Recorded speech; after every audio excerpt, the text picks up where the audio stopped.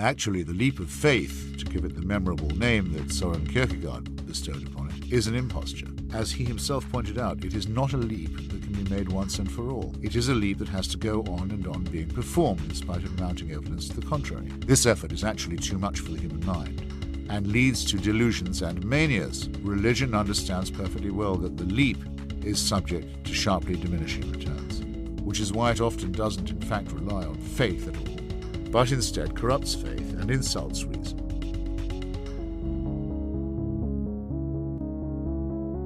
You are listening to A Leap of Doubt, the podcast that celebrates science, secular humanism, and the courage it takes to embrace an evidence-based life of doubt and questioning.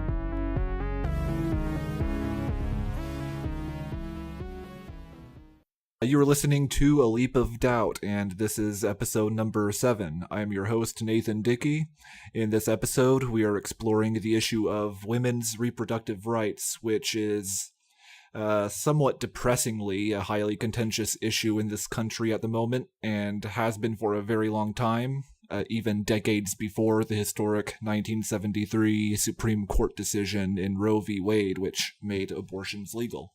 Dr. George Tiller, the late-term abortion provider and medical director of Women's Healthcare Services in Wichita, Kansas, who was murdered by a gunman in a church in May 2009, often made the statement that people need to listen to women and understand what they are going through. I am a woman-educated physician. The women in my father's practice, for whom he did abortions, educated me and taught me that abortion is not about babies, it's not about families. Abortion is about women's hopes, dreams, potential. The rest of their lives, abortion is a matter of survival for women. I'm doing my own small part in this discussion by talking to two women for whom reproductive rights is important. This episode will have 2 parts consisting of these 2 interviews. In the second part of this episode, I'll be speaking with one of the hosts of the newly revamped Not Another Atheist podcast about her personal experiences with the abortion procedure and about how to effectively debunk myths associated with it. But first, I am joined by Amy with a Y, one of the hosts of the Secular Soup podcast, to hear her perspective. Welcome, Amy with a Y. Thank you. Good to be here. Thanks for having me. Oh, no problem. Thanks for coming on. You mentioned in one of your messages that you used to work for Planned Parenthood. Yeah, I did. I did not work for a Planned Parenthood that performed abortions. Most people don't realize that most Planned Parenthood clinics don't provide abortions. Here in Minnesota, where I am, there's only one clinic in the state that's a Planned Parenthood clinic that actually provides abortions, and then there's another private clinic in another city that provides them as well. But if you're in the state of Minnesota, there are only 2 cities you can actually access abortion in. One of them is the Twin Cities metro area, and one is in Duluth, which is further north. So the clinic I worked in was in the small town that I live in, and we just provided basic birth control, pap smears, pelvic exams, STD testing, that sort of thing, but did not provide abortion. And I think that's a common misconception that Planned Parenthood especially, but any family planning clinic just provides abortion on demand, and that's just not the case. It's actually pretty hard to access an abortion, especially if you're in a rural area like I am, and it's very frustrating. I grew up thinking that we had a Planned Parenthood in town, so they did abortions there, and I think that's kind of the idea everybody had. And didn't realize until later when I actually worked there, oh wait, no, that's not how it is. If I actually ever wanted to get one, I would be looking at a 2.5-hour drive one way to try to access that, plus all of the laws that have been put in place to restrict that access. And this is common throughout the U.S. with abortion providers being very few and far between, and the number of doctors who are actually able to perform them being very small in number. I know that a lot of these doctors actually travel quite frequently between clinics. Yeah. Across states even. Yeah, we had, the Minneapolis clinic, or actually at the time the St. Paul clinic, had a doctor that provided them that also traveled to, I think, South Dakota, maybe it was North or South Dakota, I can't remember which one, but there are so few doctors even willing to provide abortion because, part of the reason is that they don't get standard training in this. So even if you go to school to become an OBGYN, providing abortion care isn't part of your standard training. It's something that you have to seek out on your own. And there's so many doctors that are just afraid to perform them because of the threats from people like the man who killed George Tiller, and the community stigma and the people that will attack them for providing that service. So since there's so few doctors willing to do it, the ones who are end up traveling to different places. And part of that is, if you are traveling to a clinic that's not in the same town where you live, it makes it a little harder for terrorists to find you, basically. If you're working and living in the same community, it's easier for you to be a target. Whereas if you're, flying out of state or driving to a different city, it's a little harder for people to, I guess, figure out where you live and target you that way. Yeah, it's one of the saddest things I've come across in reading up on this is how choosing to provide this much needed service puts a target on your back. Even people who would like to perform this service aren't ready to commit to it because of the threat to them and their family. And so it takes a lot of courage. It's not something that people should shame these doctors for, like the pro-choice side. We shouldn't judge doctors who may have had the opportunity to learn the service for choosing not to, because there is a very real threat. And at the same time, we need to just be very thankful that there are doctors who do have tremendous courage and put their lives on the line for this. Yeah, and part of it is, even as I'm not a provider, but as someone who, for the people who are providing the service, it's not just them they have to think about. It's their kids, it's their family, like you said. So when they make that decision, they're not just making it for themselves, they're deciding to put their entire family at risk. And the clinic that I worked at, like I said, we didn't provide abortion, but we were the target twice of firebombing. Once back in 1995, when I was still in high school, the clinic actually got firebombed, and it was a big case in town. It never got solved. Nobody ever found out who did it. I don't believe the police looked that hard into it, honestly, but the entire clinic burned down along with all the businesses next to it because it was in kind of a strip mall. And then at the time that I did work there, back in the early 2000s, there was an incident where I remember it was July 3rd, because the next day I was driving through town getting ready to go to a parade, and I noticed police cars all around the clinic, and somebody had shot into the windows in the middle of the night, just shattered the windows, shot into the clinic, and fortunately nobody was there. But that was a situation where the position that I was in an administrative position. So I did a lot of traveling to different clinics in the region to help them out with their appointment software and things like that. And there were times that I would get back late at night and I had a key to the clinic and I would go in and drop off something at my office. And, that scared me because I thought I easily could have been walking down that hallway at 11 o'clock at night. Nobody would have known I was in there, and somebody could have just shot in the windows, and that would be it. And I had colleagues who were concealed carry permit holders. They would carry when they were going to clinics because they never knew, how they were going to get targeted. When I worked there, it was before I had kids. So it was a little bit of an easier situation for me. I wasn't worried about it. By the time I had kids, I no longer worked there. But honestly, looking back on it, it would be a much harder decision for me to make to even work at a clinic that just provides birth control, knowing that my family could be a target of something like that.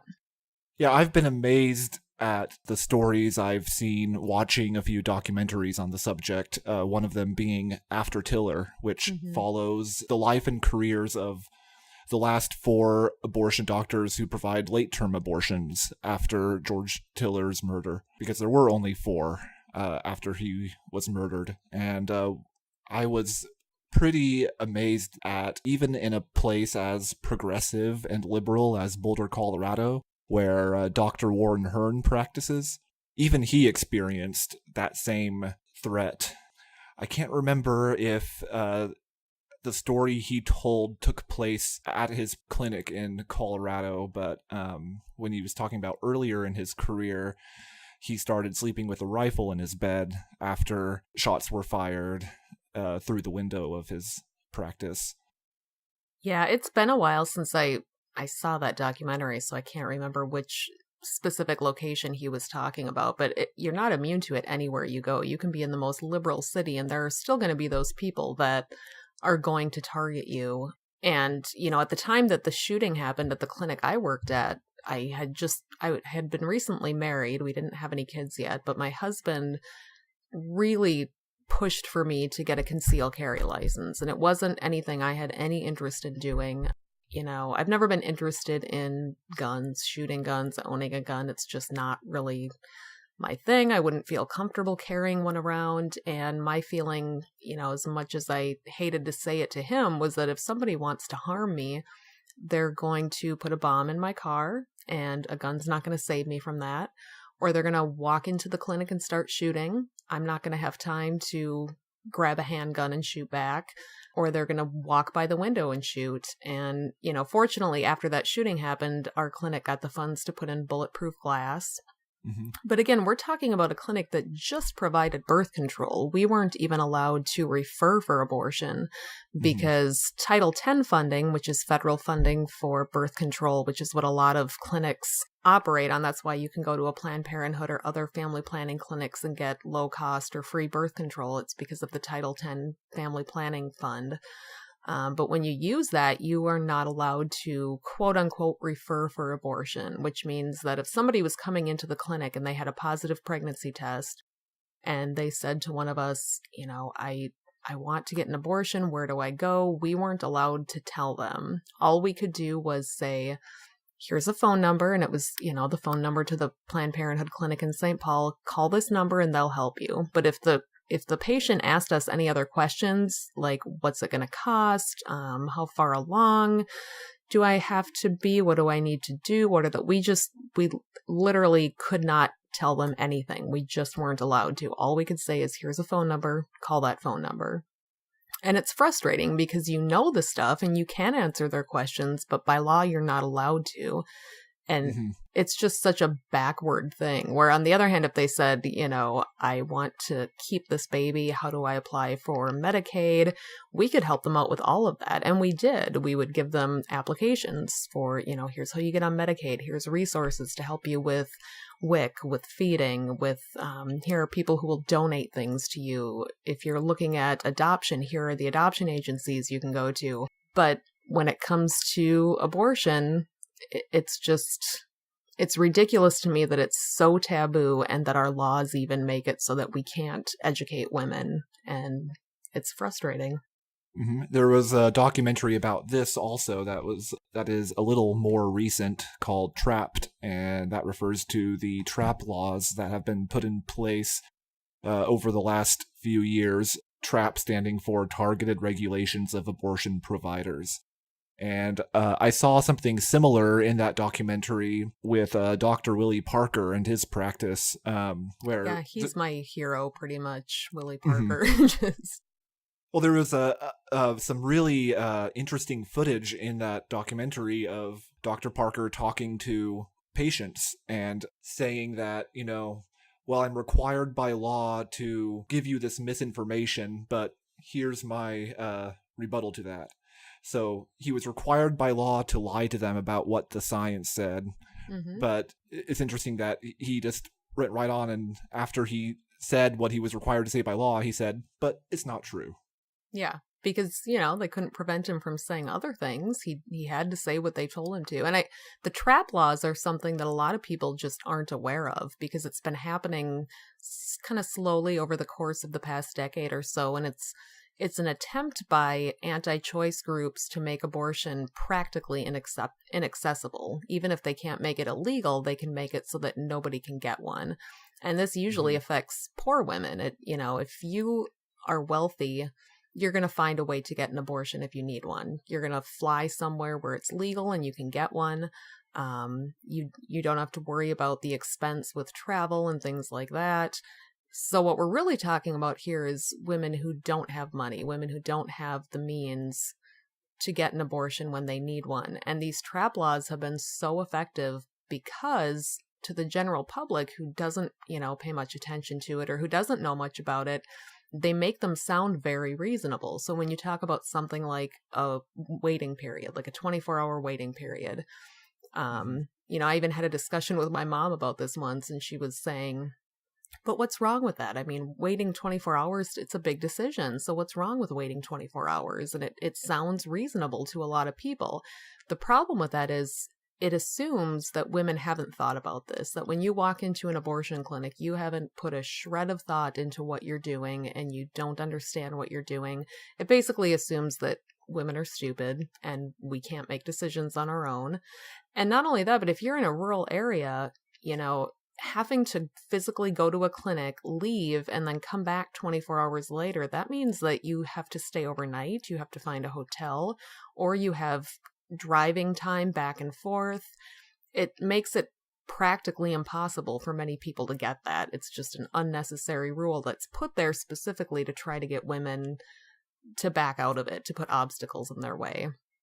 And they've been doing a lot of things like this. Waiting laws, the surgical center requirements have been a big one, where they try to tell abortion clinics that they need to meet these specified surgical center requirements that usually amount to making a closet bigger or making it so that a gurney can fit down a hallway, things that just are not medically necessary at all and are only put there to put these clinics, out of business, to make them shut their doors. One of the most ridiculous that I noticed in the Trapped documentary was June Ayers, the doctor featured in that documentary. She was looking through all the regulations, making sure that she was on top of all of them. And she said, well, this regulation here on this page says emergency lighting needs to be installed in accordance with Section 7.9. And there is no Section 7.9. Mm-hmm. The amazing thing is, and the eye-opening thing is, that when you look into these laws, they're designed to instill fear in women. The example on my mind right now is kind of what you were mentioning about setting up the operating room as if it was like an open heart surgery room, requiring providers to provide the service in a surgical setting so that women who go into these operating rooms, their immediate first thought is, are you going to cut me open? Because this looks like open heart surgery. Well, yeah, and that's exactly it, is that, abortion isn't something that's openly talked about or that people know a lot about. And we have this just huge population of crisis pregnancy centers around the country that are set up to pretend to be abortion clinics, basically, but they're religious organizations. They lure these women in and they tell them, you can die from having an abortion. Here's all these complications you can have. What they don't tell them is that childbirth carries a much higher risk than abortion does for all of those things. And you're actually more at risk having a colonoscopy than you are having an abortion. But the women don't realize this. So yeah, if you can scare them and make the setting scary and like you're having a really scary surgery, that will scare people. And it's just so wrong and disingenuous, and not enough people are paying attention to it because if it doesn't affect them, they don't really think about it. You're referring to the so-called crisis pregnancy centers. Oh, yep. That put up a false front and then try to intimidate women who come in. And as you mentioned, risk of death during childbirth is higher than risk of death from legal abortion, 11 times higher. It all comes down to women, whether rich or poor, will find a way to perform their own abortion in the absence of a legal framework for it. Herbs are used as one common method, which is highly dangerous. There have been cases of using sharp objects like coat hangers, knitting needles, scalding water baths, massive doses of herbal concoctions, douching with lye, cleaning fluids, boiling water, excessive exercise. These are just like a small sampling of things that people can come up with on their own. Do we really want to raise medical costs to care for these women who are who can die from these self practices, there's an argument that can be put forth to appeal to even people who are only in it for the money, like Republican lawmakers. Do we want to pay for the medical costs associated with these self-care accidents and going to backdoor providers who don't sterilize their equipment and back alley services and so on and so forth? Yeah, one thing I like to mention to people when they're, making this argument about whether abortion should be legal or illegal, we're not talking about ending abortion. Abortion is not going to end. It's something that's been happening ever since women figured out where babies come from and what's happening to their body when they're pregnant. Women will find a way to not be pregnant if they do not want to be pregnant. It's just the way it is. So what we're talking about is, are we going to have safe abortion or are we going to have unsafe abortion? And there was a time not long ago in this country when there were entire hospital units that were just dedicated to septic abortions, meaning women who had tried to induce an abortion on their own, or they had gone to somebody who said they would provide it to them and then used dirty equipment, and these women would be septic and they would have to, go to the hospital. A lot of times these women would die and leave behind other children that they had. I can't understand the humanity in saying, let a woman die after trying to access an abortion, leaving behind the kids she already has because she should have known better and she shouldn't have had sex and abortion's wrong, so we really don't care what happens to that woman. All other arguments aside, that woman has a life, and in a lot of cases, other children and people depending on her. And, it used to be that we just let them fend for themselves and let them hemorrhage and let them die. And society just kind of accepted that as the cost of having illegal abortion. And now that we have legal abortion, we take it for granted, I think. People don't realize what that means to women as a society. People my age have never lived in a time when it was illegal. So we just assume that right is going to be there when we need it. And what we're finding out is that when we do need it, we can't actually access it because so many laws have been put in place now while we weren't paying attention that make it practically impossible for us to even use that right. It's infuriating to me. Yeah, what was it like in the United States before abortion was legal? Do you have any kind of research into this that you've done? There's a great book I would recommend to everybody called The Girls Who Went Away. I think the author is Ann Fessler, I want to say, and I read this book, probably 13 years ago. I remember my oldest child was a baby at the time, so when I read it, I remember just sobbing because all I could think about was my own baby at the time. And the book is basically about women in the 40s, 50s, 60s, the pre-Roe versus Wade years, who became pregnant out of wedlock and were forced into maternity homes. And they were sent away. It's called The Girls Who Went Away because they were sent away and all their friends were told they were caring for a sick aunt, or, there was some story made up as to why they disappeared for 9 months. And they would have these babies and then the baby would be taken away from them. They had no choice in the matter. It was usually a religious organization and they would take that baby and put them up for adoption and give them to somebody else. And then the girl was expected to go back home and act like nothing happened and resume her life and just put it behind her and pretend like it never happened. So usually what happened was you had somebody seeking out an unsafe abortion, which happened a lot. And, sometimes you did okay and you survived it and you didn't have permanent damage, and sometimes you didn't. And sometimes you got sent to a maternity home. Sometimes you married the person who got you pregnant, even though you were not compatible with them. So you had a lot of women kind of forced into marriages that basically made their lives miserable for many, many years. It wasn't a great time. People look back on the 50s and 60s and see this idyllic picture of things, but that is not how it was. And definitely. To the people who, especially the people who are anti-choice, who always just so flippantly turn to, well, what about adoption? Just put your baby up for adoption. What about adoption? That argument is particularly cruel to me just as a mother, having had 2 kids. And full disclosure, I've never had an abortion. I've never needed to have one. only because I had a Planned Parenthood in my town and I was able to access birth control. This is the thing about Planned Parenthood is, shouldn't these anti-choice protesters be thankful for the presence and the existence of Planned Parenthood, because they do offer preparatory advice, and I mean, it's all in the name. It's Planned Parenthood. Besides the fact that they do so much more than abortions and abortion referrals, they help women prepare for motherhood.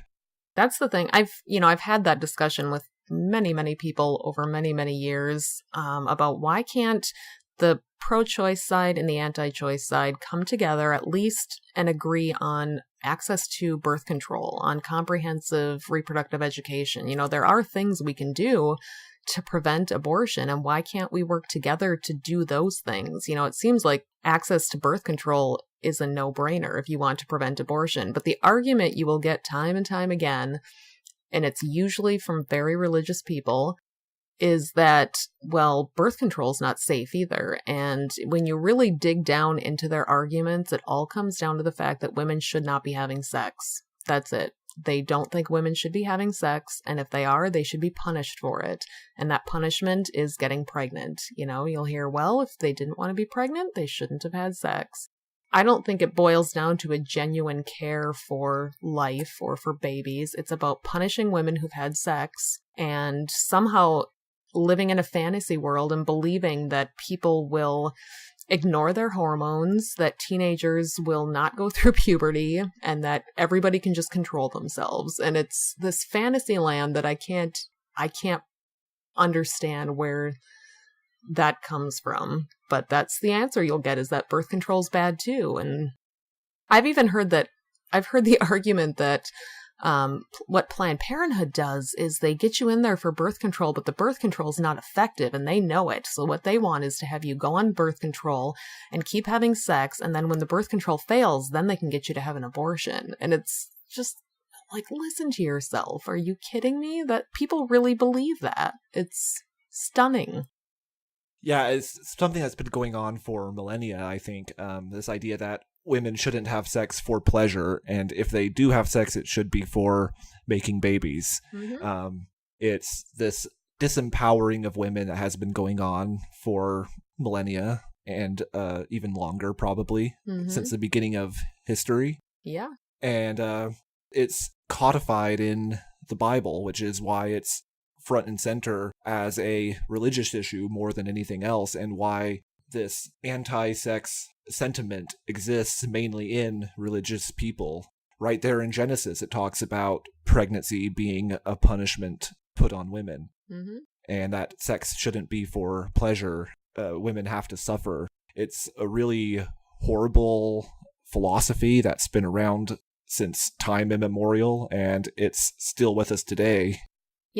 One thing a lot of people don't realize is that because of the anti-choice rhetoric that kind of goes on now, people don't realize that before, prior to about 1900, back in the maybe mid 1800s in America, there was no law against abortion. Abortion was kind of a common thing that women, like you said before, would take herbs. Women had these remedies that they would pass along to each other. And if you terminated a pregnancy anytime before what they used to call the quickening, which is when you can start to feel the fetus move inside of you, which tends to be around 4 or 5 months, that was considered socially acceptable. That was just something women did. And that kind of varies by culture. But the thing that made this an issue was immigration. We had all of these European immigrants coming over, and it turned into kind of a nationalism thing. These immigrants are coming over here and they're having so many babies and we can't keep up with it. And, once you got into the early 1900s, then you had the Comstock laws where, everything was deemed to be obscene. And things actually, if you go back far enough, weren't as bad to a certain extent as they are now. And the anti-abortion movement that we know today didn't really start until about the early 1960s. Before that, it was only Catholics that really cared about abortion. You didn't see the other denominations even talking about it or caring about it until it became a political tool in the 60s. And, the religious right kind of figured out this was a great issue to get people voting on. So we just kind of assume that this is how it's always been, but it's not the case. There was a time when abortion actually was just seen as part of a woman's life, something that happened. It wasn't stigmatized the way it is today, which is so backwards that I don't know. Well, the 1960s saw the emergence of several civil rights-oriented movements that were successful to an extent and are continuing to work and become more mainstream even today as a result of the work done in the 60s. And feminism and women's empowerment was one of those movements, and I think that might be one of the reasons why the evangelical right, which was kind of in its earliest days of kind of coalescing as a movement, I think that's probably why they took notice and why they took up abortion specifically and more generally reproductive rights as a political issue. Yeah, it's an easy thing to organize around because it's an easy argument to make that abortion, you're killing a baby. It's a very black and white argument for a lot of people that they don't have to think about with nuance. And it's something that you can rally people around. And, one of the things that used to upset me so much is when I worked at the clinic and I would hear these things about how horrible people who work at abortion clinics are, how horrible Planned Parenthood employees are, and they're so evil and they're in it, big abortion, they're in it for the money. And the people that I worked with, not just in my clinic, but throughout the state and in the Twin Cities clinics. And like I said, I traveled to a lot of the different clinics. These were the most genuine, caring people that you could ever ask to work for or with. Everybody who worked there was doing it because they were passionate about it. They weren't making a ton of money. It was a nonprofit organization. They did it because they actually cared about their patients. And there was nobody who worked there who had any sort of agenda for pushing women into having abortions. That just did not happen. It was, we're here to help women with whatever choice they want to make. And if that choice is abortion, we will help them. And if that choice is adoption, we will help them. And if that choice is raising a baby or carrying this baby to term, we will help them. But there's so many people love to talk about the staff at clinics like this and the reasons they have for working there. And they don't know because they don't work there and they don't work with those people. And it was one of my favorite jobs that I ever had just because of the people I worked with and the things we were able to accomplish. Yeah, this is something that's reflected in the After Tiller documentary, kind of the internal conflict of some of these providers. It really captured the emotion that they went through when they had to turn down patients who tried to get services because they weren't convinced. Either they were way too late along in pregnancy, or they didn't feel like they had a compelling reason, a compelling enough reason. In the interviews in that documentary, you can really hear you can really feel the internal conflict and the self-questioning of, as one doctor in that documentary, Dr. Susan Robinson, was saying, why am I caring so much about how good of a story they're telling me about why they want an abortion? What if they're just not a good storyteller? The most powerful aspect of that documentary, I think, and the reason people should watch it is because the most important issue it raises is listening to women and trying to understand them, even if you can't empathize with them 100% because their experiences aren't your experiences. There still needs to be an attempt at empathy and an attempt at understanding where they're coming from. A lot of these women, most of them, the vast majority who are seeking late-term abortion, which is what this particular documentary focuses on, either they have a life-threatening condition that they wouldn't survive and neither would their baby, or it has something to do with some other circumstance in their life. Like, if the baby was delivered, it would be sentenced to a lifetime of some debilitating disease, whether physical or mental, and the mother just doesn't want to put the child through that kind of lifelong suffering.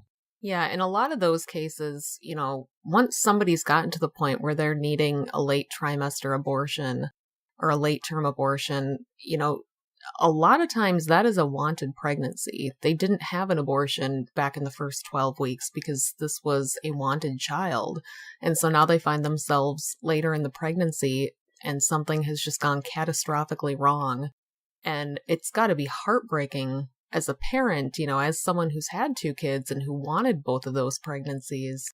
I can't imagine getting to that point in a pregnancy and then finding out this horrible news and then having to make that decision. It's heart-wrenching. And for other people to be debating this as if these women just got to the 7th or 8th month of pregnancy and went, no, I changed my mind. Like, that doesn't happen. That kind of thinking is completely heartless too. And it's assuming that women are stupid and that women don't think about things, and it downplays, I think, what a big deal pregnancy is. Pregnancy changes everything. For me, it was like going through puberty all over again. It changes everything about your body. It changes so much of your life, and we talk about women who are pregnant. We think that we know what they're going through or what they're thinking, or, to me, the idea that a woman would get to 8 months in a pregnancy and just go, well, I broke up with the dad, so I changed my mind. No, that's not what's happening here. But that's what the anti-choice people want you to believe, is that women make flippant decisions and that we just don't care. And you know what? If it's in the first trimester, even maybe into the second trimester, some people, it's an easy decision for them. And I totally understand that. It's early in the pregnancy. It can be a very easy decision, and many people don't regret it. And I think that is fantastic. I don't think any woman should feel shame or regret for a decision she made that was the best for her. But we do a lot of shaming of women, and we treat abortion like it's the worst thing that can ever possibly happen. And that's why nobody talks about it. And so that's why everybody thinks they don't know somebody who's had an abortion. And it's not a polite topic of conversation. And then you get, these covert laws being passed because nobody's talking about it or paying attention to it.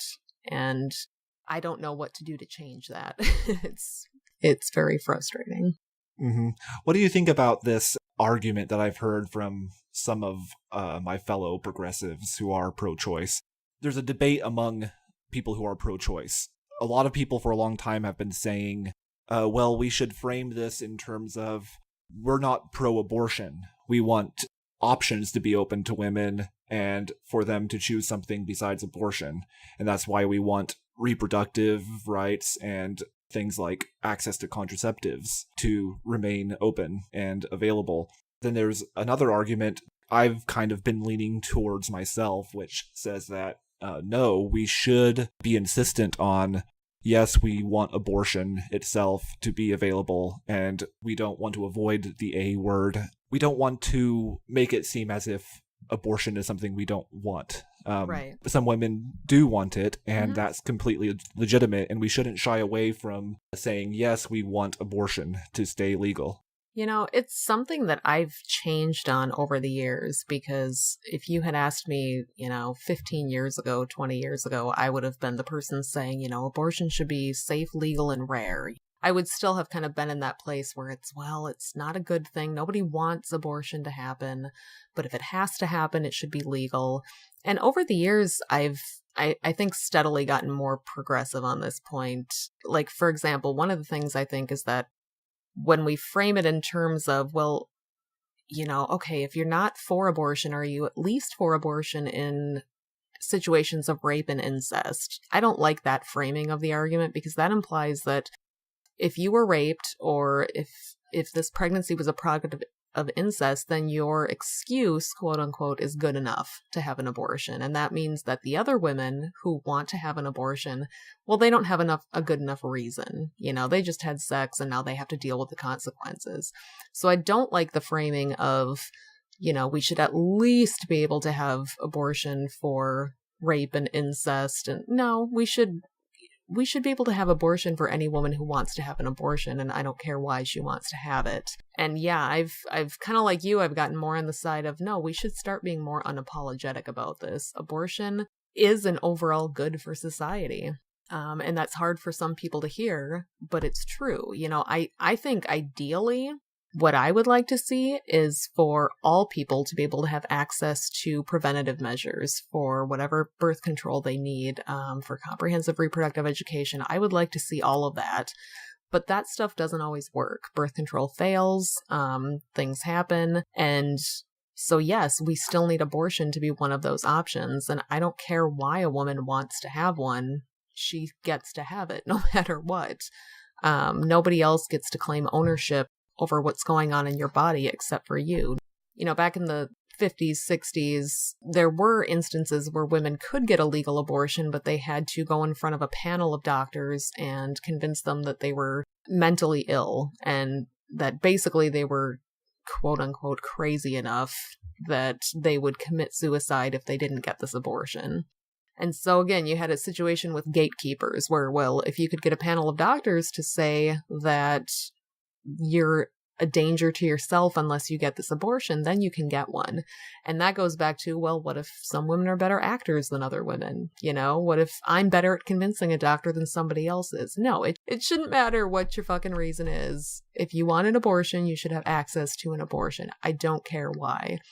I do think it's a touchy subject, though, because you have so much of the population that's kind of in this muddy middle on this situation where they're like, I don't like abortion, but it should be legal. And, you know, framing is a difficult topic. I honestly don't know what the best way to reach the most people is. You know, my own personal feeling, yeah, we need to get less squeamish about it and start talking about it. And we need to start to understand that women don't need to make excuses or apologies for having an abortion. It's a legitimate healthcare decision that women should have every right to make.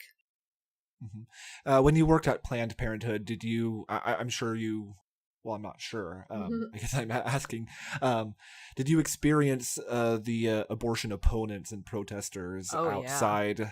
The people who just stand out there and yell, basically. Yeah, you know, we didn't get a ton of it at the clinic I was at. We did get, every year there's an event called 40 Days for Life. And it's, you know, it's a nationwide thing where people get together for 40 days and they have constant protesters outside of every clinic for a straight 40 days, and they're praying and doing their rosaries, and it's a big deal. And so sometimes that usually happens in the fall. Sometimes we'd get 2 or 3 people outside the clinic that just didn't seem that committed. You know, they'd hang out for a while with a sign and then they'd leave. But there is a demonstration in my town every single year. It was always on the anniversary of Roe versus Wade, and they would start at the Planned Parenthood clinic and march to the local courthouse, which is a few blocks away. And they've been doing this for years and years and years. And probably about 10 years ago, I helped organize a fundraiser where we were going to do a Pledge a Protester fundraiser. So however many people showed up to that march, people would pledge, you know, $1 per protester. And then if 300 people showed up, they paid $300. So I got to be the person sitting in my car in the middle of January counting the number of protesters walking down the street. And they usually get about 300 people, you know, in our tiny little small town. And the funny thing is the Planned Parenthood clinic has been gone from this town since 2011. We have not had a Planned Parenthood here since 2011. And so there's the strip mall that it was in, it's not there anymore, but the protesters are so used to gathering there that they still gather in that parking lot. That's every single year. That just sounds so silly to me. It is. It's like, are they protesting the pizza place? I don't, but they, you know, they do it out of habit. And every year they get their signs out and they march to the courthouse, and then they go inside the courthouse where it's nice and warm and hold a rally. But yeah, usually the only time I encountered, you know, the really vitriolic protesters was when I had to go to the St. Paul clinic, because that's where we would have trainings and things like that. So if I had to drive down there for something, they actually had one full-time protester who was paid by an organization to be there 40 hours a week protesting. And all the people who worked there knew her name, and they would say hi to her when they went in, and they'd say hi when they came out. And you'd get, you know, a few people protest doing their, you know, sidewalk counseling, as they call it, which is basically yelling at patients as they come in and out of clinics. And I usually would just walk by and roll my eyes. And at the time I worked there, I was in my early 20s. So everyone assumed, even though I was walking into the building with a briefcase and wearing like, professional attire, I must be there to get an abortion. So they're all yelling at me, there are other options. We can help you. And it's just like, I'm going to work. Leave me alone. But I do remember being, I think 17 or 18 and having to go to a Planned Parenthood clinic down in the Twin Cities when I was in college and driving. And I was just there to get birth control. Like I was there to pick up some birth control pills.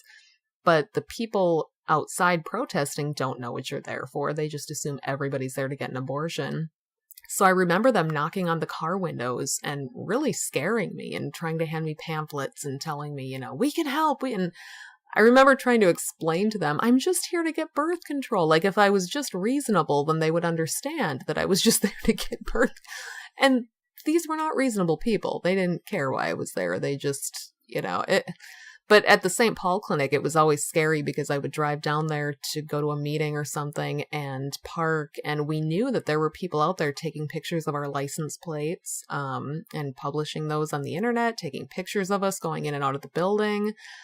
And that's another thing where like I was not part of doing abortion procedures at all. I had no hand in that, but it doesn't matter to them. If you want to watch a scary documentary, there's one called The Army of God that HBO did back in the 90s. I can't even find it online anymore, but it is terrifying. And they proudly talk about how they want everybody associated with Planned Parenthood, the janitors, the people who rent them the buildings. They will target everybody who has anything to do with that clinic. They don't care what your specific role is. You're still a target. Yeah, that's insane. There's some scary people out there. And the reason I bring them up is because I wonder if that group of people, that demographic of the people who are extreme about it and vocal and just virulent and insidious in their tactics, is there any way to educate them? Because I was thinking as you were talking about framing techniques, those people, I really like to see them not able to provide a reasonable answer when you ask them things that don't really need to be brought up with other people. Like the more extreme crowd, I think it's effective to bring up questions like, what about women who get raped or women who are experiencing a life-threatening illness in the late terms of abortion? And also one of my favorite questions is, you say you want abortion to be illegal. What should happen to women who get one? And I've seen that one stumps people. Yeah, I've seen video footage of these kinds of questions being asked to the extreme anti-choice people, and they're never able to come up with an answer. And you can see them getting uncomfortable about that fact. So I wonder if introducing that cognitive dissonance is even effective, or if they just kind of tuck it away and forget about it 5 minutes later. Maybe we should just not even interact with them at all, and just let them kind of run themselves into obscurity and irrelevance. I don't know. I think it can be effective. It's never effective immediately. I don't think you'll ever run into a person who's who cares enough to show up at an abortion clinic to protest. I don't think you're going to find someone whose mind you can change immediately. But I'm a firm believer in planting those seeds of doubt, of just kind of asking those questions and hoping that that person maybe will think about it later on. And I think you always get further by trying to have an honest dialogue with people if you can. Not everybody is going to respond to that. And there are plenty of people who are just, no matter what you tell them, just going to go back to, but it's murder, but God says so, but it's murder. Just this circular logic that makes no sense. They don't really care what the logic is. This is what their church is telling them. And you are just a tool of Satan trying to change their mind. But I do think there are people who can be swayed.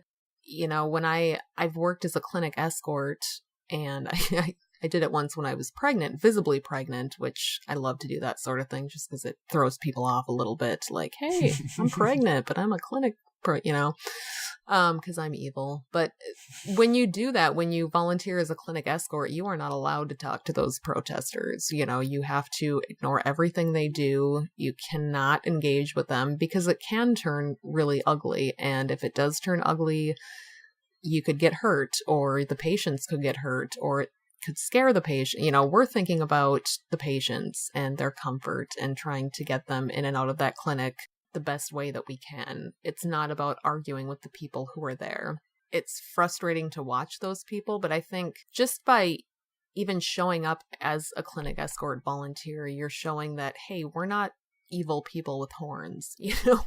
We're normal people that care about these patients. When I was escorting, I had a t-shirt that said pregnant by choice.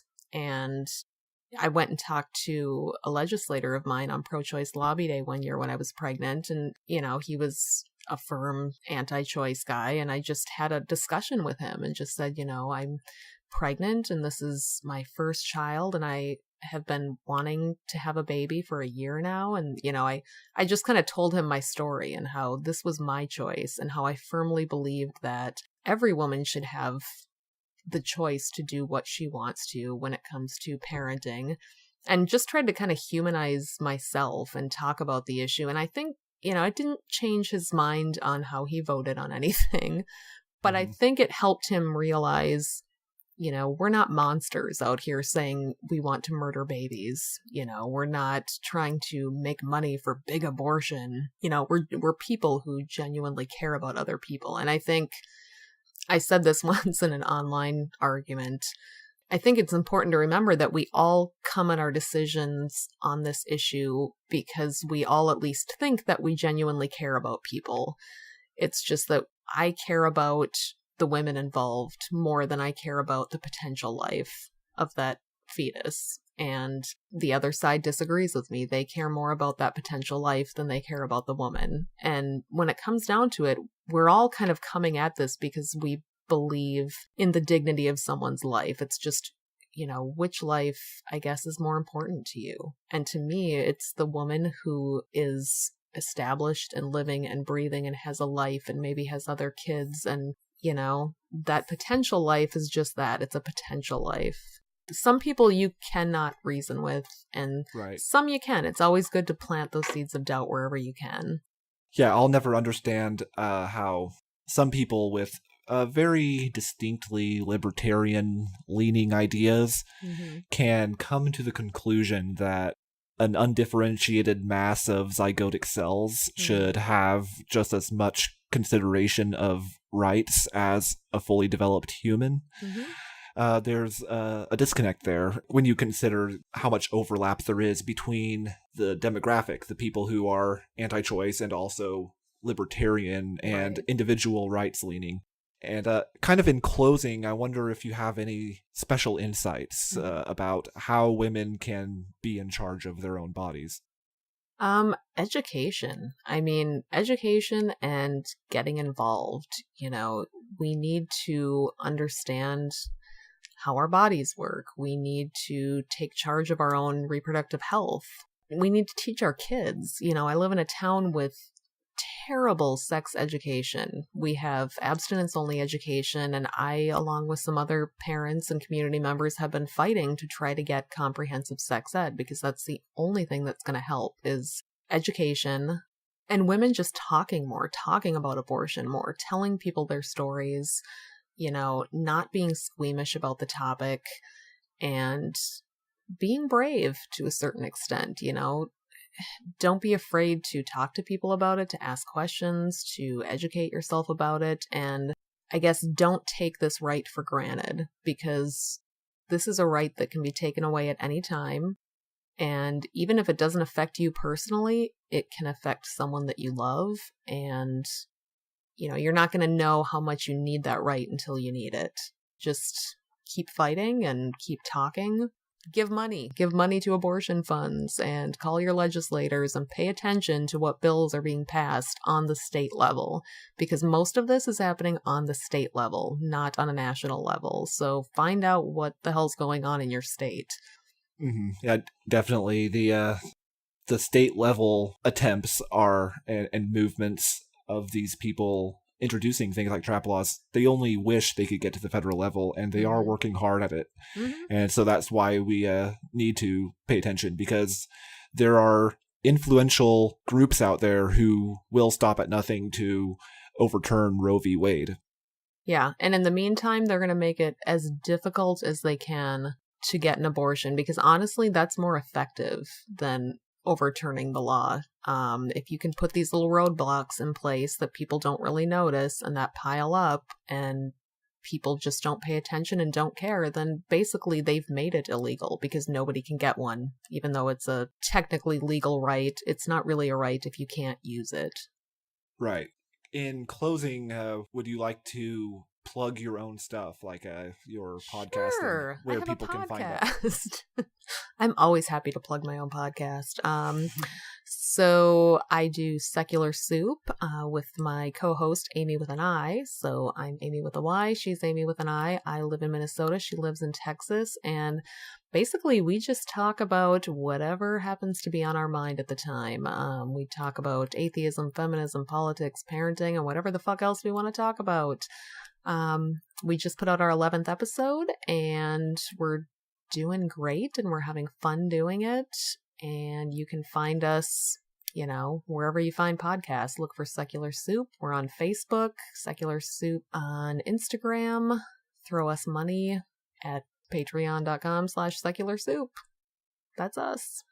Great. And as you know, I'm a big fan of the show, and you just got your soup bowl, so I'm so happy that came to you. I did get my soup bowl, and it looks really nice on my bookshelf. So thank you for that. Hand-painted by yours truly. Awesome. And I'll probably play a clip of your promo between this interview and the next one. Well, thank you so much for having me on. I could talk all day long about this topic, so... Yep, it's an important one. Well, thank you for joining me, and I'll see you around. Great, thank you. Welcome to Secular Soup. I'm Amy with a Y. And I'm Amy with an I. And we're just two blueberries floating in a bowl of tomato soup. Stay tuned for real talk about atheism, feminism, politics, parenting, and whatever the fuck else we want to talk about, because this is our show. And get ready for a whole lot of motherfucking profanity. Buckle up, bitches. It's time to have some soup. I would tell them they can find us wherever podcasts are, but they're listening to this right now. So if you're that stupid that you're listening to this show and you don't know where to listen... If we have to tell you how to find podcasts... then you're hopeless. Okay, this is the second part of this episode, and I am now speaking with Jen, one of the hosts of the Not Another Atheist podcast. She's here to continue the discussion I had with Amy in the first portion of this episode about women's reproductive rights, including, of course, the freedom of choice and keeping abortion safe and legal. Welcome to the show, Jen. Thank you for having me. Really, I really appreciate it. And I really appreciate you talking to me, since we kind of just started knowing each other, and we kind of only recently kind of met online. Yeah. So. Well, it's not, my story is not something I'm very quiet about to begin with, so. Yeah, a lot of women are quiet about it, and understandably so. Right, because of the stigma attached to it. Yeah, and I think it's important to have people like you who are open about it to kind of destigmatize it and to kind of empower other women.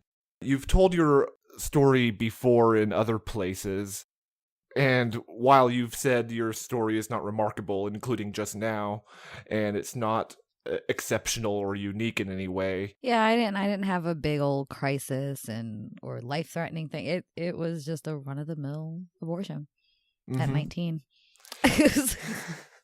Yeah, it's very relevant to this topic and theme of this episode, and it's important, I think, that it wasn't exceptional or unique, because those are the kinds of stories that are kind of the allegedly traumatic stories, are the kind of stories that the anti-abortion lobby loves to kind of put on a pedestal. Those, the ones that were forced in and,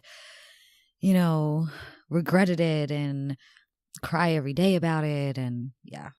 Yeah, your own experience with it serves as, I think, an important counterpoint to that whole meme that's persistent and common and spread around by the anti-choice protesters, that most women regret their abortion or experience trauma associated with the procedure.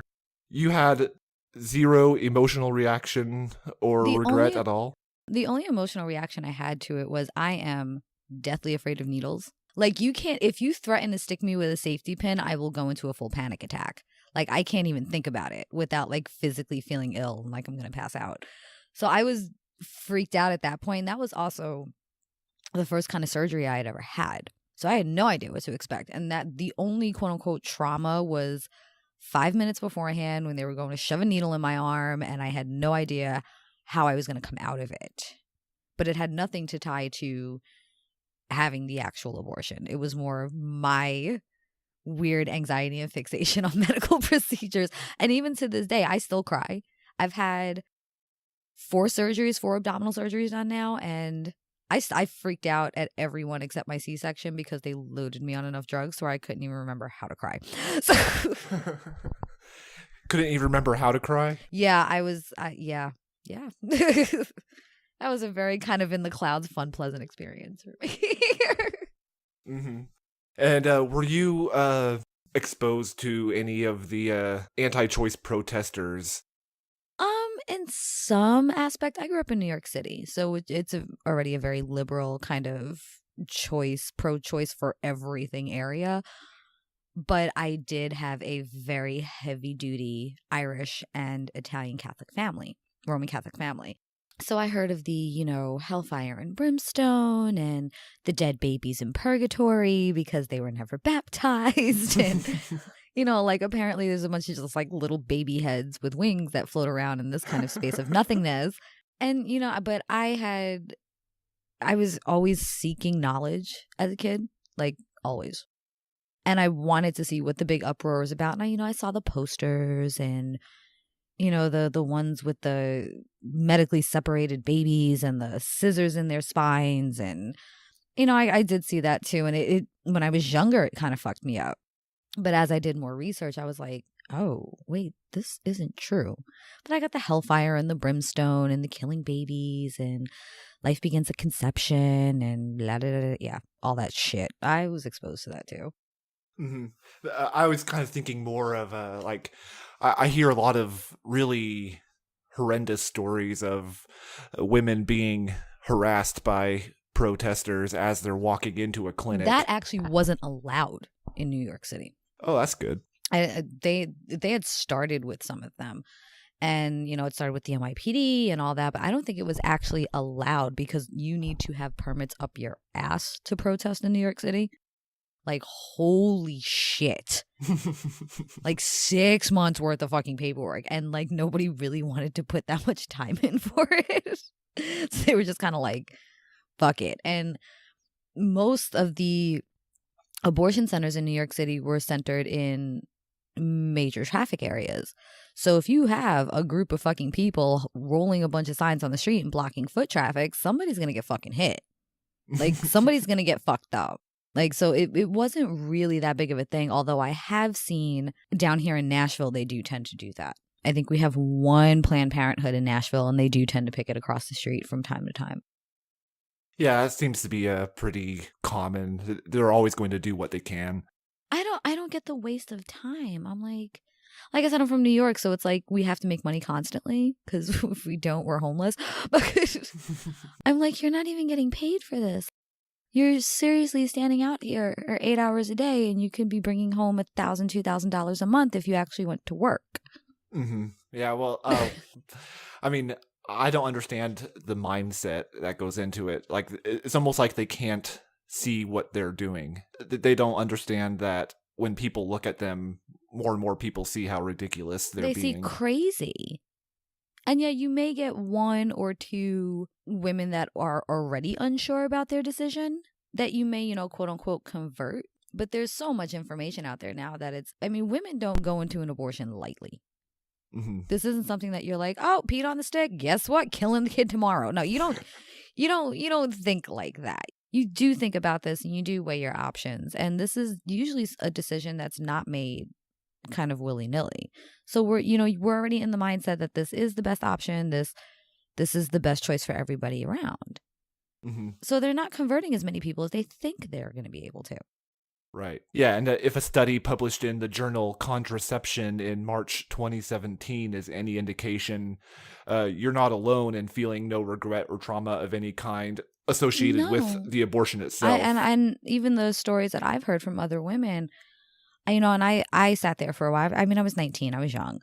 And I sat there for a while, like, I kind of felt fucked up that I didn't regret it, and I didn't have the big fantasy about what my child could be, and for a little bit. And then the more women I started speaking to, I was like, wow, I'm not abnormal in thinking that. Mm-hmm. It wouldn't be accurate to say regret never happens, but it's the exception rather than the rule. Right. I have zero regret. Zero. I got pregnant by a guy who was extremely toxic for me. Extremely toxic. Not to say that my ex-husband wasn't, but, we actually tried for that kid. Mm-hmm. It's all a matter of degree. Right. And my mom had me at 19. And that wasn't the life I wanted for myself. I wasn't ready to be a mom, and I wasn't ready to be attached to this guy for the rest of my life. And granted, we're friends now, but we weren't for a very long time because we were, like I said, we were incredibly toxic for each other. And this wasn't a situation that I wanted to bring a child into. Yeah, it's kind of funny that saying that your mom was 19 brought to my mind this hilarious thing that the anti-choice protesters bring up where they say, it could have been you could have not been born. And I hear that and I think, yeah, and I wouldn't be caring about that right now. And I'm going to tell the flip side to this. My mom got pregnant with me at 19. And my dad her and my dad should have never been married. My father probably shouldn't be married to anybody. Honestly, he probably just shouldn't be bringing kids into the world to begin with. But on the flip side of you may have never been born, I was fortunate enough to have a mother that taught me to question everything and be a skeptic so I can be who I am now. And actually, my life is very great. My life is great now. But getting there was not easy. I grew up in the projects. I grew up around drug dealers, and my own sister got pregnant at 16. I've got friends of mine at 35 that are grandparents because they had their children at 15 and their children had their children at 16, 17 years old. I grew up around drug dealers. I grew up around my friends getting murdered. One of my friends was a very well-known unarmed shooting by the NYPD. So, you're sitting here telling me, well, what if you had never been born? I'm one of the very rare cases to come out of that kind of situation and to come out of a lower income family and a single mother aspect like that. Very rare. And I'm very aware that it's because I'm a white woman. I know had I been a black man or a black woman, my chances wouldn't have fared as well. So don't fucking sit here and tell me, well, what if you had never been born? When I had my son, now I'm a single mom myself.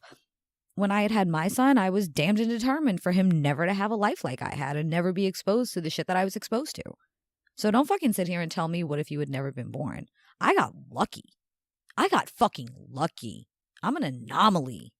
And there were many, many other kids that I grew up with whose mothers had the same stories.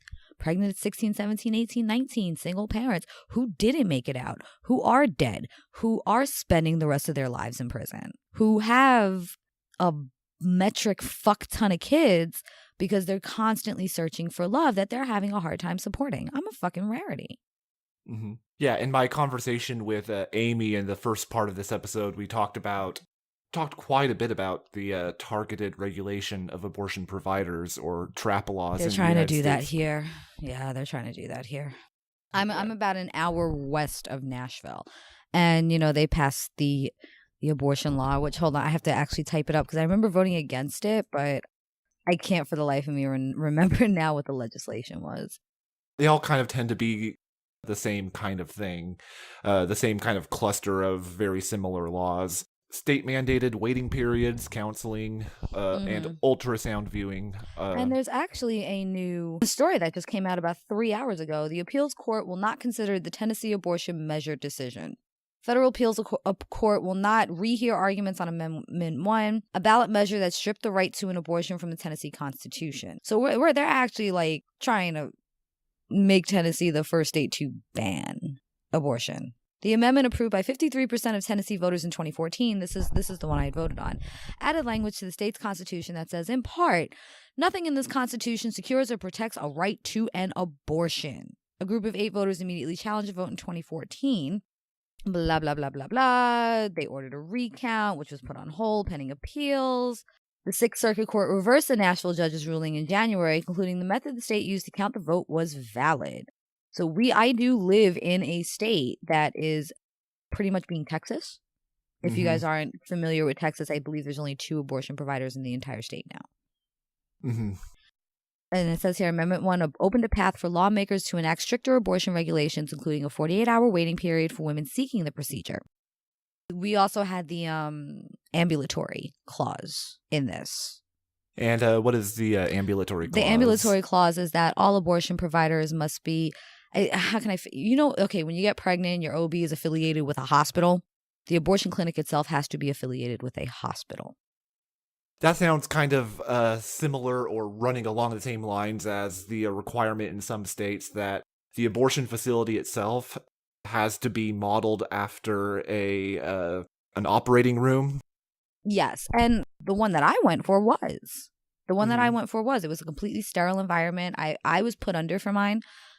There was an entire team of doctors. Everything was sterile. It was an operating room. Because this is the same procedure that is given to women who have miscarriages. It's a D&C.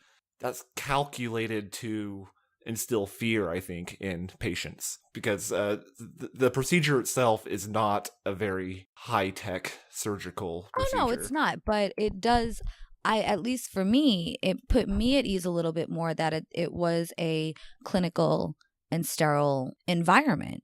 And, we grew up with the back alley abortion stories. Yep. And, you're like, oh, my God, shit can go really fucking wrong with an abortion, like really fucking wrong really quickly. There's hemorrhaging. There is septic shock. If the doctor is not thorough and there are parts left in you, you can go into septic shock and die. And it actually put me more at ease that I was put on an operating bed and it was a clinical setting. Because I felt like it was more sterile and it was handled more professionally. Yeah, that's an interesting perspective, and I can understand that sense of ease. I've heard stories from other women who say they felt fear because they felt like they were going into a setting that looked like they were going to be cut open like open heart surgery. I can see that. I can see that. I really can. But I remember I was kind of shocked at how bright the lights were. And I was like, well, at least he could see what he's doing. I was like, at least he could see what he's doing. So any of these other requirements that these trap laws put on people, like waiting periods, counseling, ultrasound viewing, ultrasound viewing, I believe ultrasound viewing was also part of the Amendment 1. And if I'm not mistaken, they had to give them pamphlets on alternative options. Mm-hmm. Did you run into any of those kinds of requirements? No, I mean, oh shit, now I gotta do math. Hold on. Hold on, I have to do math. Hold on. And Jen, if you guys have listened to my show, math is the one thing I am horrible at. Mine was 16 years ago. So this was before the argument kind of really ramped up. Okay. And this was, I'm old, right? You guys can do the fucking math. I'm fucking old. But this was, kind of when abortion was still in the shadows. And, they were called family centers or women's health centers when we all knew what happened to them. And it was more in the shadows. So it wasn't really being that hotly contested back then like it is now. Okay. And then I come to find out my pregnancy probably wouldn't have gone on much longer. I had my abortion done in 6.5 weeks. My pregnancy, due to my fertility issues, probably wouldn't have gone on very long after that. So I didn't have to revisit the experience again for me. Okay. And feeling sure and certain about the decision to go through with an abortion may not always be the same thing as feeling like the decision is uncomplicated. Is that something you would agree? It's very complicated. It's very complicated. I sat there for a few days afterward. And this is actually something I do now in my life. That was the first time in my life where I actually wrote down lists of pros and cons and how I can make it work and how it wouldn't work. And I had these 4 pieces of paper in front of me. I remember and I was 19. I was a kid. And I remember just feeling really overwhelmed by this massive decision. Massive. This is a massive decision. You're deciding between, kind of quote unquote carrying on with your life as normal or changing it forever. This is not an uncomplicated decision. I mean, yes, you could be solidified in it, but it doesn't make it uncomplicated. Right. The whole requirement nowadays of, the woman has to go through a 48-hour waiting period. Yeah, no, I didn't have to do that. It kind of implies that women can't or haven't done the thinking for themselves. Right, and mine took far longer than 48 hours. Mm-hmm. Mine was nearly a week that I sat there and thought about it, and I really did try to see if, okay, maybe I can make this work, and it wasn't. But when I went, it was, you made your appointment. They had to do an ultrasound just to make sure. They did have to do an ultrasound back then. I don't know if that was a legal basis or what. I have no idea. But I think it was more to get a fundal growth or a growth scan just to see how far along, to make sure that they could still perform the procedure legally. I had an ultrasound, and then I had to wait like 30 minutes, and then I was wheeled back. Mm-hmm. You mentioned in passing earlier DNC, which is dilation and cuttage. I don't know, something like mm-hmm. that. I think I've heard it pronounced dilation and cutterage. Cutterage, whatever. Mm-hmm. I'm not a fucking doctor, ladies and gentlemen. Okay. Maybe you can kind of describe what that is and kind of untangle it, because I think some people let me Google. Okay. So I don't completely fuck this up. Yeah, because I think there's a lot of confusion about what that is and how it ties into the procedure and what it's not, and like so there's some conflation with what. Right. Well, dilation is when you're pregnant or when you're not on your period, your cervix is closed. It's closed so that, babies can't fall out of it. But and that's exactly why. Like when I was pregnant with my son and there was risks of bleeding, when I'd have bleeding risks, they would check my cervix, make sure my cervix was still closed. Dilation is when they dilate you, and that's when your cervix opens to deliver a child, or when you're menstruating, so that things, everything can escape your uterus. And it's, from what I'm seeing, a DNC is a surgical procedure in which the cervix is open, dilated, and a thin instrument is inserted into the uterus. This instrument is used to remove tissue from the inside of your uterus. This also is done after women have miscarriages, to make sure that there was no cells, there was no fetal tissue left behind. So they dilate your cervix out, they open you up, and then they take a cutting tool, a very thin tool, and they kind of just lightly scrape the walls of your uterus, just to make sure that there's nothing still attached there. And with that, takes the egg and the embryo as well. Which is important, because that's something that back alley abortions can't really do effectively. And I remember when the quote unquote RU486 pill came onto the market, and that was offered to me too as a pill, that it could happen naturally at home. And I was so deathly afraid that something wouldn't come out that I chose not to. But they actually do check when you do have the pill at home now. They actually do check and make sure that there's nothing left behind. Because you have to. It's a placenta as well. And most of the septic comes from parts of the placenta being left behind. So they do kind of clear out everything, but they do check with that as well. And it's a very common procedure. Like I said, they do it with women with miscarriages too. If you've ever had your uterus biopsied, if you've ever had endometriosis or PCOS or cysts or fibroids or anything like that cut out of your uterus, well, now they go laparoscopically, but you're still having same little instruments cut little things out of your uterus. It's the same thing. Mm-hmm. It's not an exotic or strange or bizarre. No, this is such a routine procedure. It's so routine. It's so unbelievably routine. And it's actually required. Miscarriages are called spontaneous abortions. It's required after a miscarriage as well. And yeah, you hurt and you cramp and it kind of sucks for a while, but it's nothing. Yeah, it's nothing exotic. It's nothing like they're going to split your stomach open and crack you in half and you're going to go through these, 6 months of recovery. It's nothing like that. Right. And even after the Roe v. Wade Supreme Court decision made abortion legal in 1973, it took some time for abortion providers to come around to the need to create caring environments where Yes. women could feel comfortable and safe. The case in point I'm thinking of is, I don't know if you're familiar with Susan Wickland, who before her retirement was the only abortion provider in most of the Midwestern states. Yes, I have heard of her. She wrote a memoir called This Common Secret, My Journey as an Abortion Provider. And in that book, she relates the story of her own abortion as a 22-year-old juggling 3 jobs in Portland, Oregon. Yeah.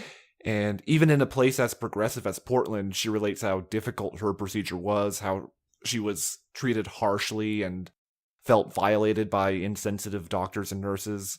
Based on your own experience and those of people you know, because I'm sure you have friends who have also had abortions. Has this changed for the better? Have abortion providers come a long way? Since absolutely. I remember with mine. I mean, I was terrified of the actual procedure, and not the decision I was making, but the actual procedure.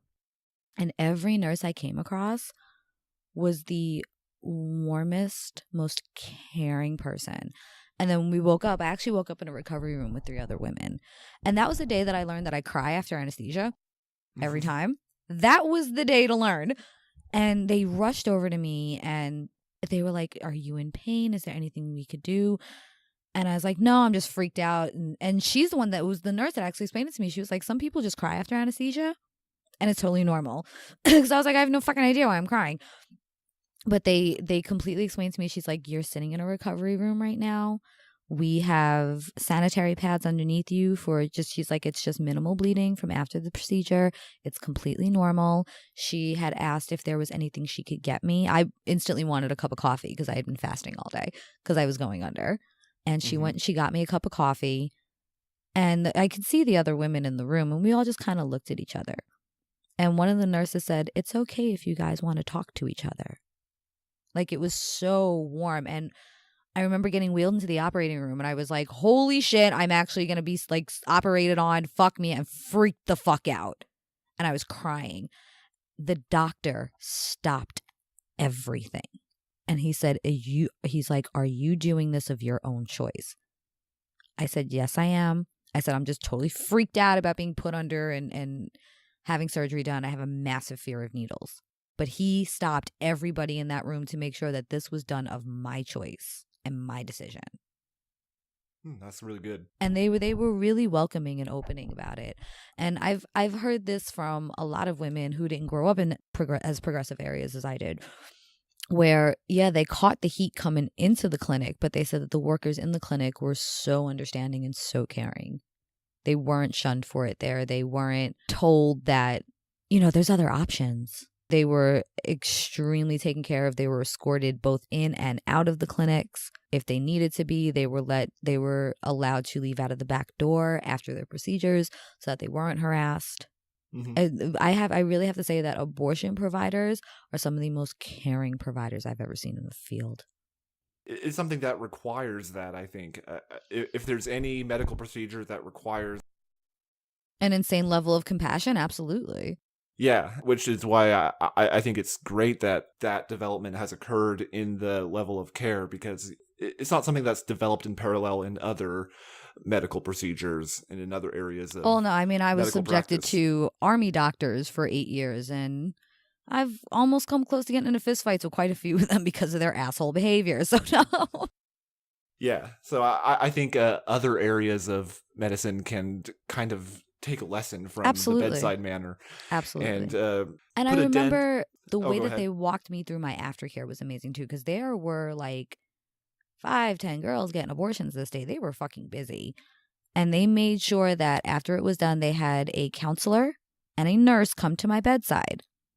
They gave me my medicine. They went over all the paperwork with me, and the counselors were asking me if I wanted to talk about it or if there was anything that I needed to know. And then I got a card for both the clinic and the after hours line in case something did go wrong or if I did have a question. They were extremely thorough in my aftercare. And then you have to go to a follow-up appointment as well. You have to go to a follow-up appointment 6 weeks later. And they were still extremely compassionate then. And they offered counseling for me. They had a counselor on site. Yep. That's really important. And I think if other areas of medicine followed that lead, it would probably put a dent in the argument like the alternative medicine industry. Right. I would honestly like to see that at every OB practice.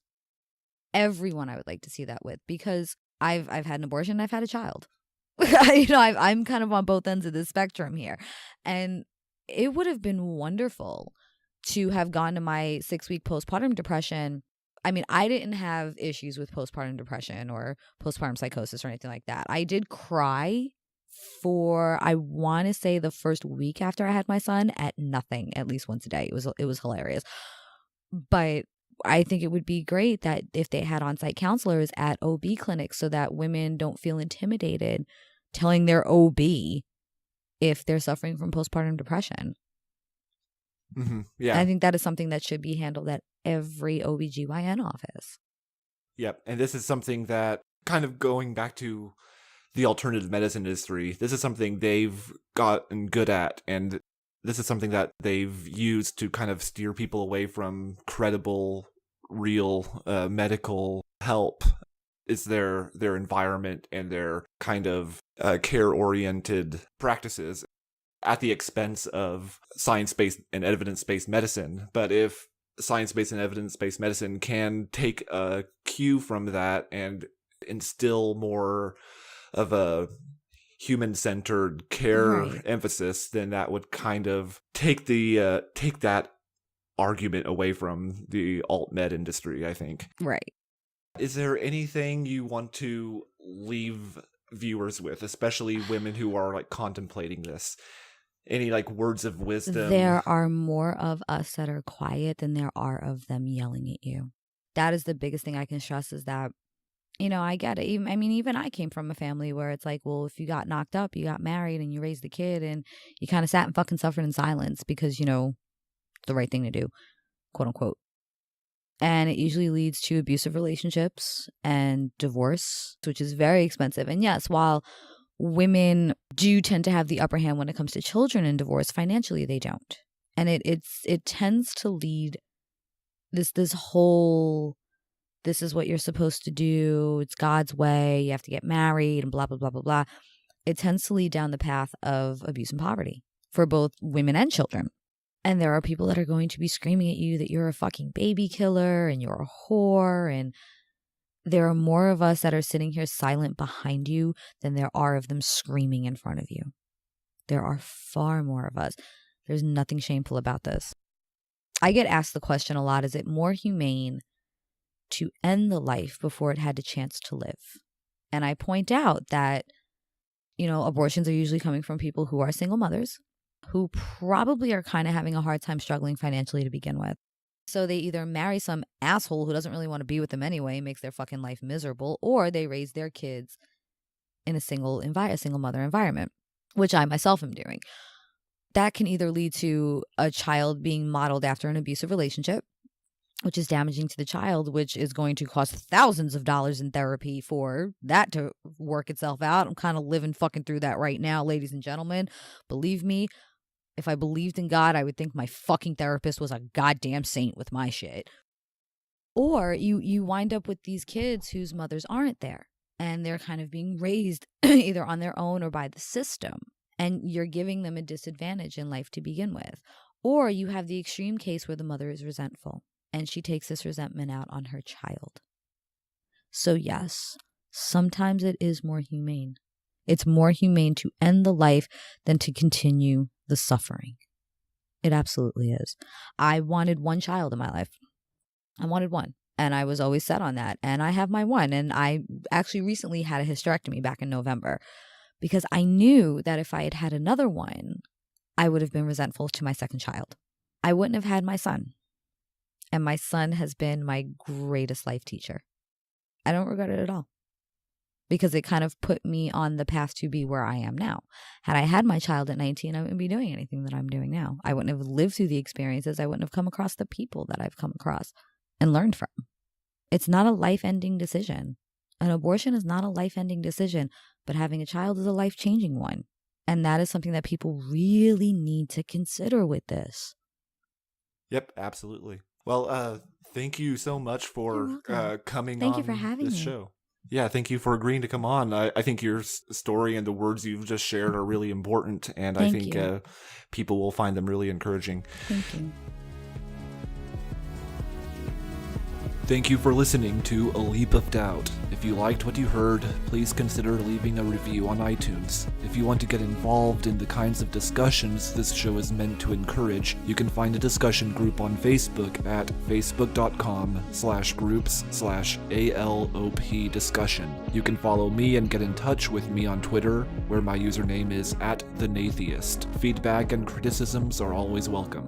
The opening clip is an excerpt from the audiobook God Is Not Great by Christopher Hitchens, courtesy of Hachette Audio. Text copyright 2007 by Christopher Hitchens. Audio production copyright 2007 Hachette Audio. Used with permission. The music is Jade by Esther Nicholson and is used under license. If you enjoy the work that I do, please consider becoming my patron on Patreon at patreon.com/aleapofdoubt. Many thanks to my 3 patrons, Jeff Prebeg, Jeannie Eichard, and Torsten Pill.